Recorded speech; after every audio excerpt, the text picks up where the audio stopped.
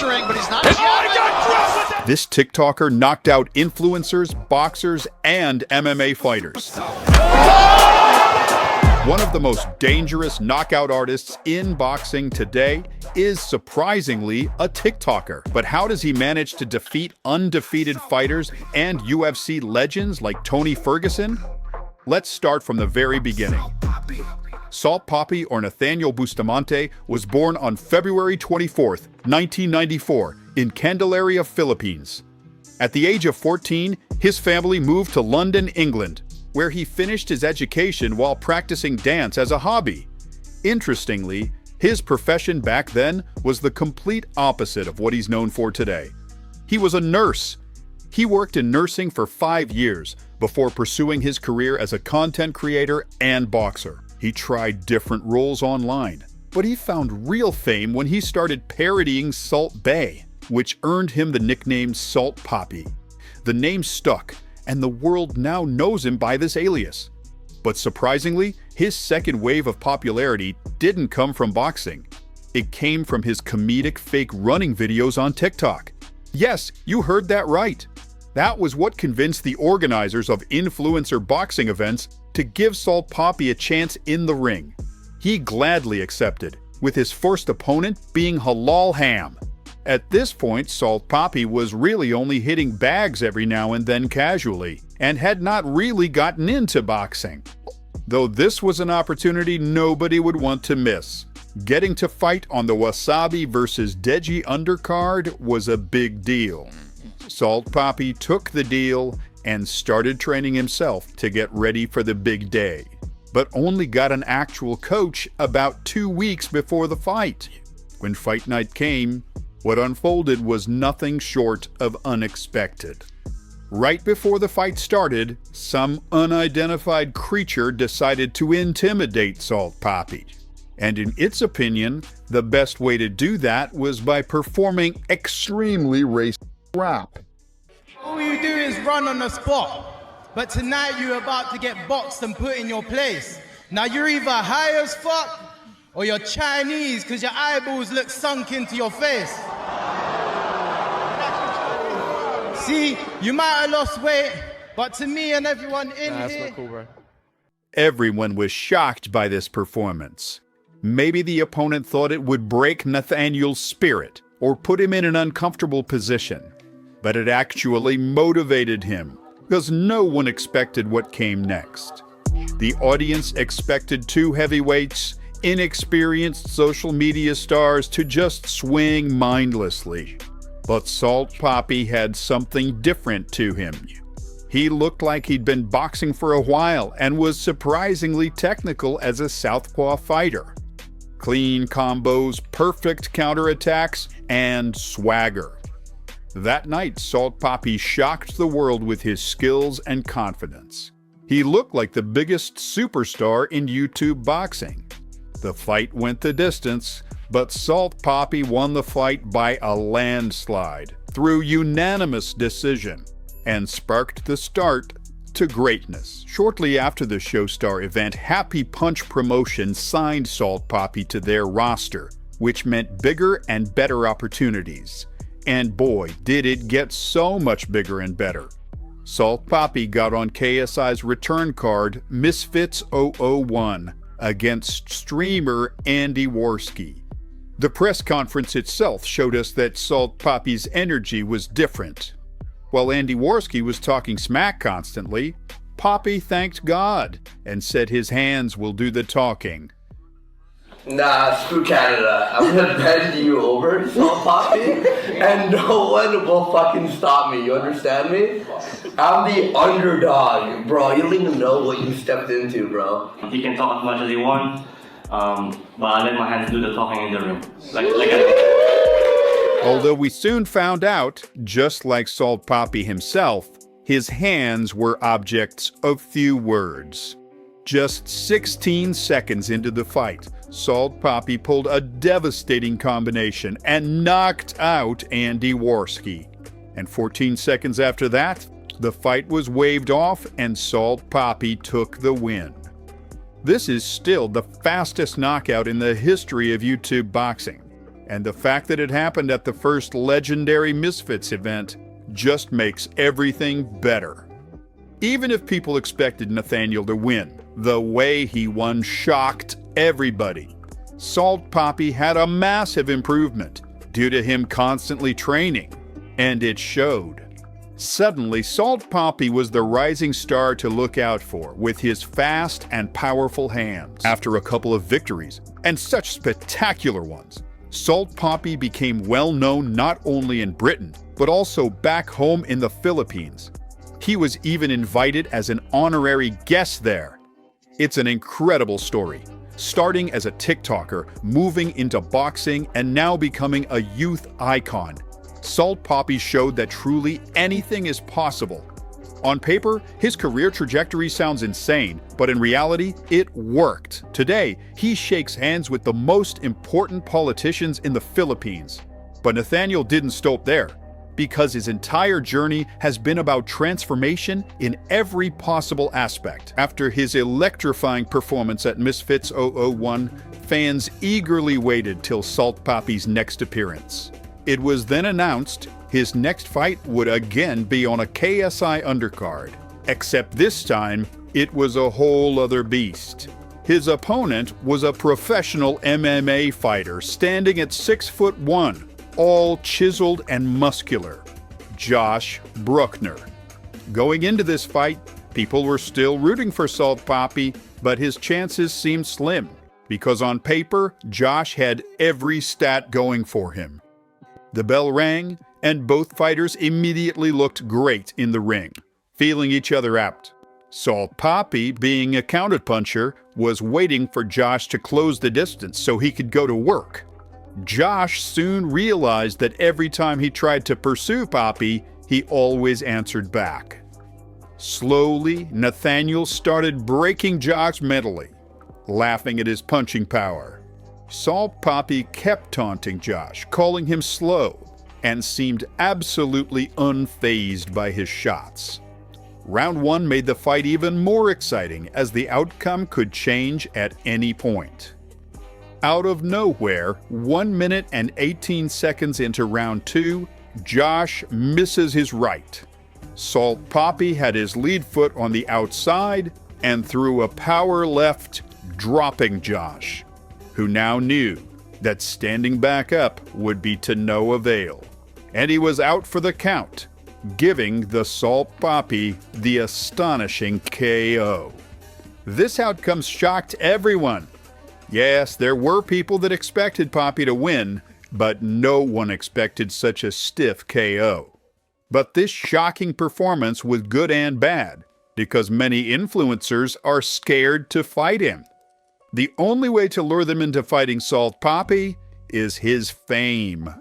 Before getting involved with YouTube boxing, Salt Papi was obviously overweight. He himself talked about that problem. But motivation to break people's faces for money and bounce changed everything. With dedication and commitment, he focused on improving his physique. He changed his diet, consistently hit the gym, and followed a strict workout routine. Over time, Salt Papi's hard work paid off, and he became leaner, stronger, and more muscular, becoming an inspiration to many who aspire to transform their own bodies. In a recent interview on the MMA Hour with Ariel Helwani, Salt Papi revealed that over the last year he's lost 30 pounds and is continuing to go down. This just proves how dangerous Salt Papi is. He hasn't even reached his optimal weight, and fighters are still hesitant to get in the ring with him. Let's move to 2024. Salt Papi's comeback was against a man who gained notoriety through, well, this. It became clear after that clip that the primary purpose of this opponent was to hype up the fight. Two extremes. The humble Salt Papi versus a man who decided to call himself Ferrari. By the way, Ferrari has been competing in MMA since 2018.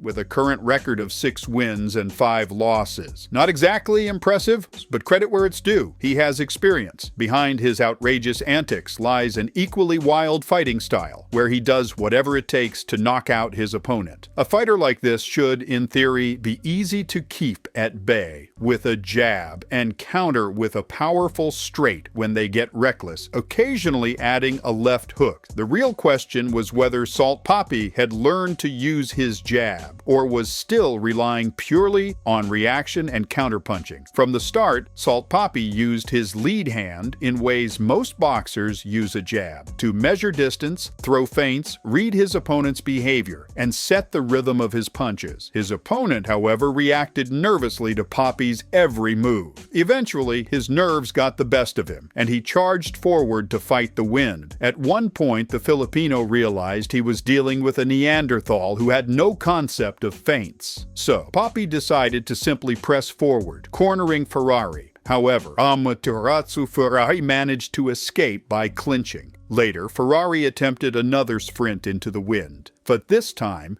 Papi was ready.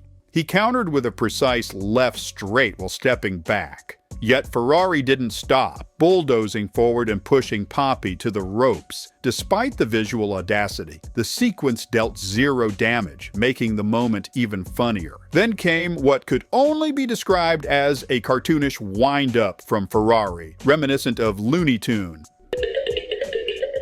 Even the blind in attendance could see it coming. Unsurprisingly, Salt Papi easily ducked under the hook and escaped through the clinch. The Filipino continued to use feints, pretending to jab at Ferrari's head, causing him to raise his guard. Papi followed with a jab to the body. However, Ferrari repeatedly charged forward with a flurry of wild hooks, managing to drive Papi to the ropes again, but failing to land any significant blows. While Ferrari's comically bad strikes provided entertainment, these bursts of hook barrages also exposed a habit of Salt Papi, his tendency to move straight back. A more skilled opponent could exploit this flaw to great effect. At one point, Amaterasu charged forward again, seemingly attempting Roman Reigns' signature spear. Of course, it dealt no damage. At the end of the day, it's WWE move. But Papi didn't even bother to use a basic sidestep, let alone a pivot. Later in the round, Papi established the rhythm with his lead hand, tricking Ferrari into mimicking him by twitching his lead hand without knowing why.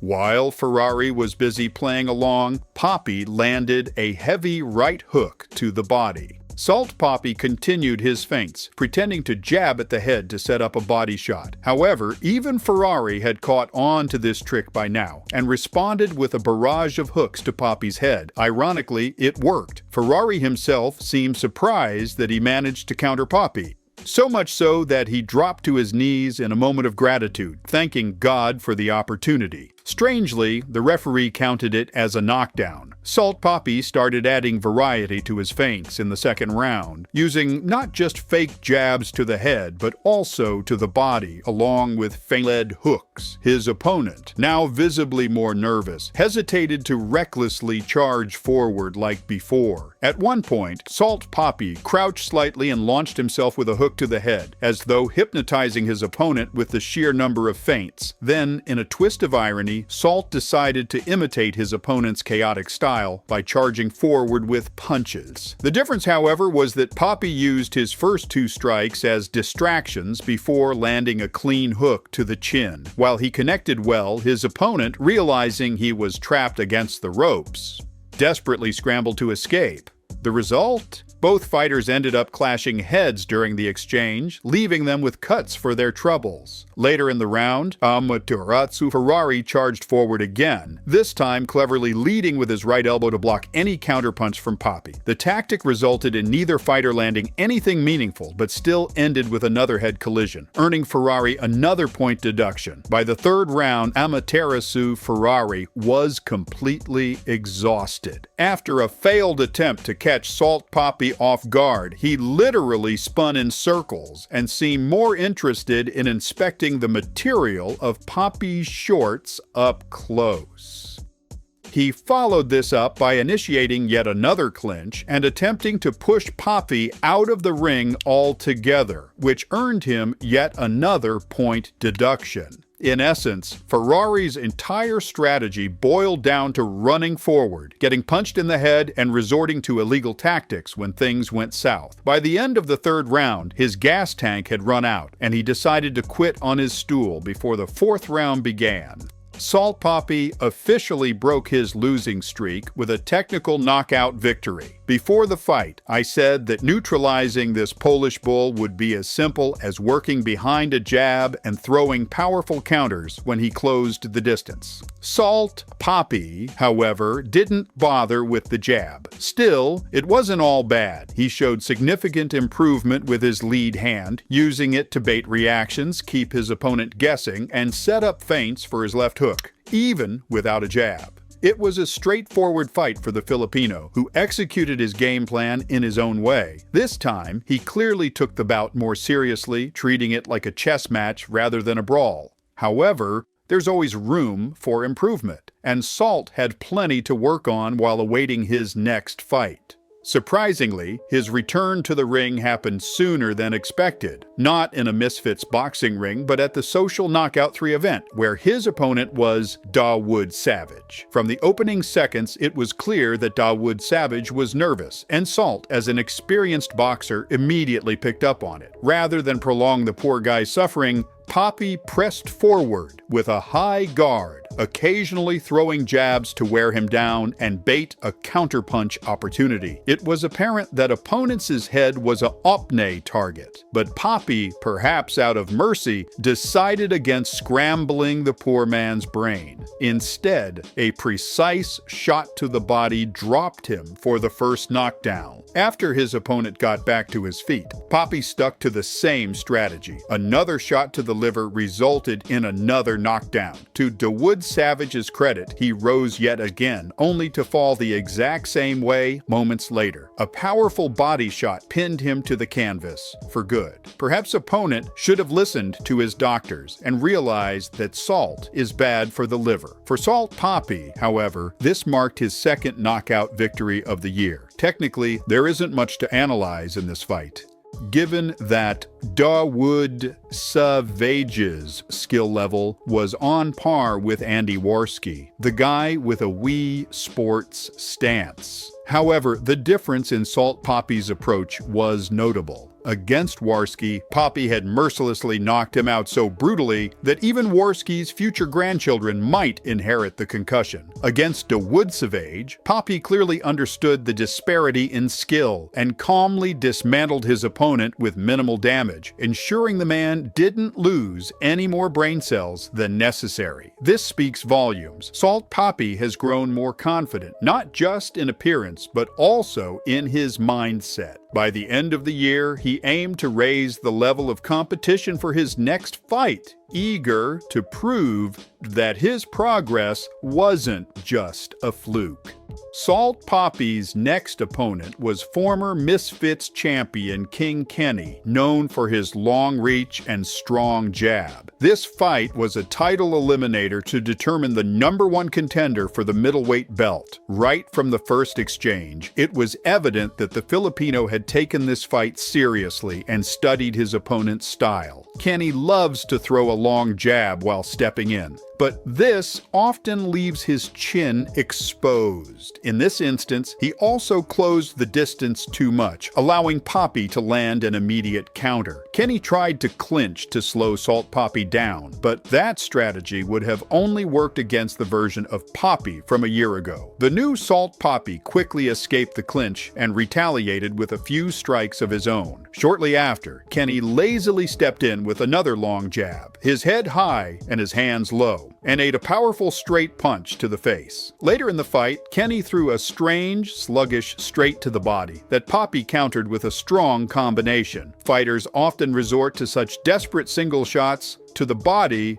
when they're frustrated, and this seemed no different. Salt Papi tried to throw a light jab to distract Kenny, but Kenny responded with a good block that protected both his head and his body. Papi's follow-up, straight to the body, landed on the block instead. In the clinch, Kenny was surprisingly active, clearly planning to use the clinch as a key element of his strategy. Papi stepped back, but got caught with a jab as Kenny pursued him. Expecting a counter straight, Kenny stepped in deep with a low duck, hoping to push Papi further toward the ropes. But instead, Papi landed a punishing body hook that forced Kenny to abandon his plan and back off. Kenny's approach appeared designed to create moments of rest whenever Papi hurt him, such as by clinching or retreating after absorbing a hard shot. In the third round, Papi used feints to disguise a left hook, prompting Kenny to raise his guard high. However, Kenny's defense focused on protecting the sides of his head while leaving the center open, as if serving his face to Papi on a silver platter. Papi throws a feint for a hook to set up a straight punch, which makes sense. But unexpectedly, Kenny counters the Filipino with a jab. King Kenny outsmarted Salt Papi, and it was likely at this moment that Salt decided to stick to the original game plan without any showboating. I'll explain the initial fight plan a bit later. Moments later, Papi baited Kenny into relaxing by playing passive. Kenny dropped his hands slightly and began throwing sloppy straight punches, leaving his chin exposed. Salt Papi capitalized immediately, landing a massive punch to the jaw that shut down all of Kenny's motor functions.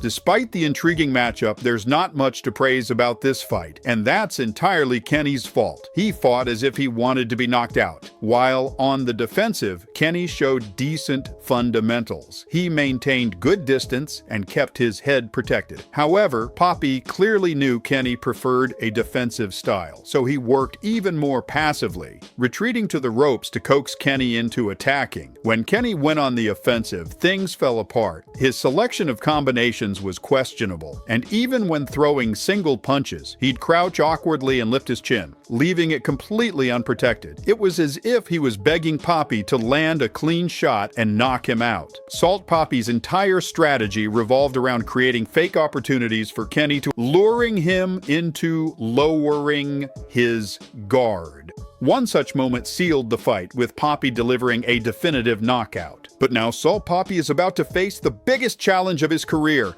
a fight against MMA legend and former UFC champion Tony Ferguson. Once, Tony was the most feared fighter in the division, holding the longest win streak in lightweight history. But now he's stepping into Nathaniel's territory.